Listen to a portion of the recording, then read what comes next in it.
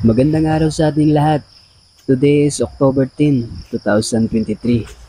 So maaga tayong binalitaan nila ni Mama na nanganak na daw yung kalabaw ni Papa. Kaya dali-dali akong bumangon tsaka pinuntahan agad yung kalabaw ni Papa kasi excited na ako makita.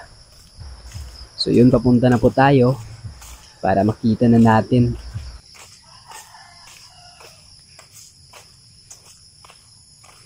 Yun, magtatrabaho na sana si Papa kagabi. Kaya lang nakita niya meron na daw anak yung kalabaw. Yun tuloy, hindi siya nakapagtrabaho. Kasi bawal sa bagong panganak na napapagod kaya magpapahinga muna. So yun po, medyo malapit na po tayo. At medyo masama pa yung panahon dito sa amin kasi kagabi, ang lakas ng ulan. At kagabi rin ang anak yung kalabaw ni Papa.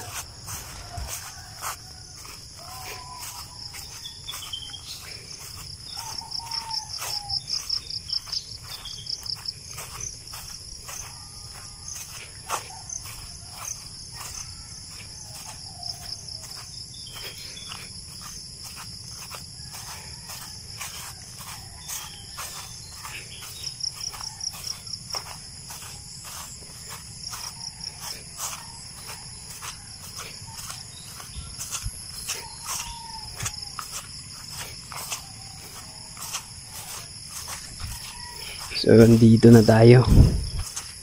Yan po yung bago naming bili na kalabaw. So nandun sa unahan yung nanganak.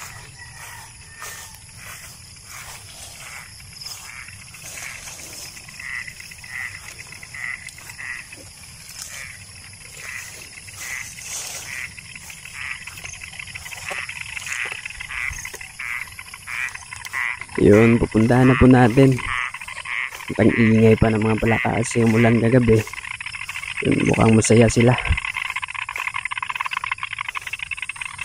So ito na. Malapit na tayo. Sabay-sabay po natin tingnan yung anak ng aming kalabaw. So isa pong lalaki yung anak niya. Kaya tingnan natin kung healthy ba. Sinsya na po kung medyo magulo yung kuha kong video kasi excited na po ako talaga na makita. So ang una natin pupuntahan yung anak niya. Yun, lumalapit din siya sa atin. Yun, lapit siya agad. Ayun, sobrang bait oh. Yun, hindi siya natakot sa atin. Kaya lang yung mama niya mukhang nagagalit. Yun, layo-layo muna tayo, baka paano tayo sa kanyang mama kasi nagagalit oh. Yan po si Yuli oh. Bagong panganak. Yun, isa pong lalaki yung anak niya. Isa pong lalaki yung anak ni Yuli.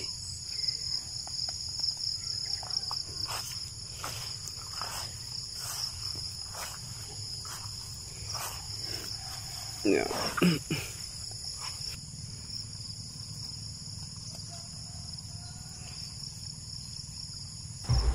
Yun, meron na po kaming 4 na kalabaw.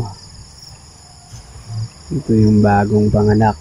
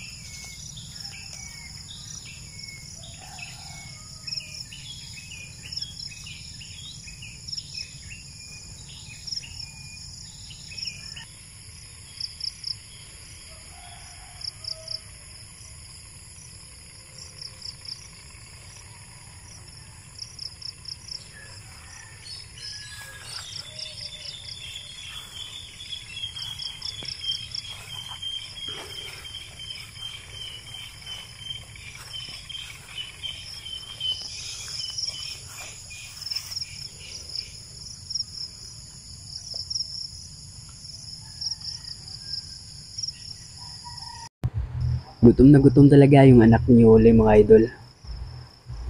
Yun, medyo malakas na siya.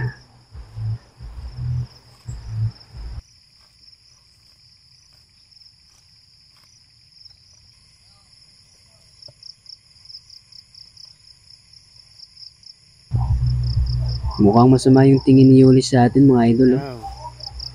Baka sa isip niya, kukunin natin yung anak niya.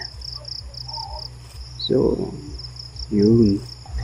Ewan ko kung anong oras siya nanganak kagabi kasi pag lapit ni Papa sa kanya na paalis na sa trabaho, yun, natapos na siyang manganak. Kaya medyo malakas na ngayon ang kanyang anak. Kaya lang, bakit sinisipan niya? So, alis na lang tayo. Huwag na natin silang aabalahin. Yun, palakas ka. Yun. Dahil mukhang umuulan na naman. So, yun na po at umuulan na. Tayo po ay uuwi na.